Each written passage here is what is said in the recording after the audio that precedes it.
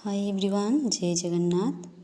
Previous video रे आम पढ़ीदे व्यंजन वर्ण मानकर विभागीकरण। एते पर्यंत आम पढ़ी एबे पढ़िबा अवर्गीय व्यंजन मानकर विभागीकरण। अवर्गीय व्यंजन मानकर वर्ग नाही, अर्थात सेगुड़िकर उच्चारण स्थान भिन्न भिन्न अटे।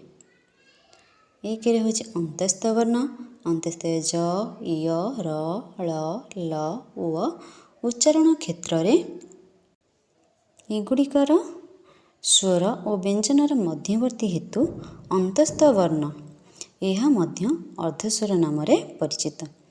कौन ना अंतस्थ ज, य, र, ळ, ल, उ उच्चारण क्षेत्र रे एगुड़िक स्वर और व्यंजनर मध्यवर्ती हेतु अंतस्थ वर्ण यह मध्य अर्धस्वर नाम रे परिचित। देन उष्ण वर्ण तालबेश, मूर्धन्येश, दन्तेश, ह एगुड़िकर उच्चारण रे मुखर अधिक उष्ण निर्गत हेउथिबारु उष्णता निर्गत हेउथिबारु यहको आमे उष्ण वर्ण बोली कहंती। उष्ण वर्ण आमर केतोटी ना चारोटी, तालबेश, मूर्धन्येश, दन्तेश, ह।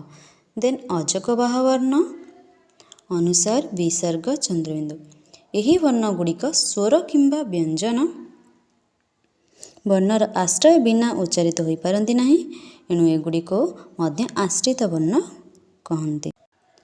आश्रित वर्ण आमर अनुसार विसर्ग चंद्रबिंदु। अनुनासिक वर्ण प्रत्येक वर्गर पंचम वर्ण उ, नी, ण, नाम तथा अनुसार और चंद्रबिंदुर डाहणरे नासिकार साहाय्य निया जाउथिबारु एगुड़िक अनुनासिक अनुनासिक्य वर्ण कहते।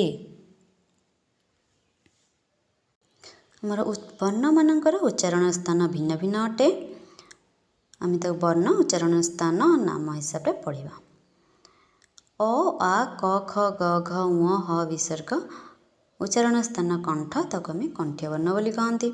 हर्ष ई, दीर्घ ई, च, छ, ज, झ अंत्यस्थ ज, य तालबेश उच्चारण स्थान तालु आम ताको तालव्य वर्ण बोली कहते।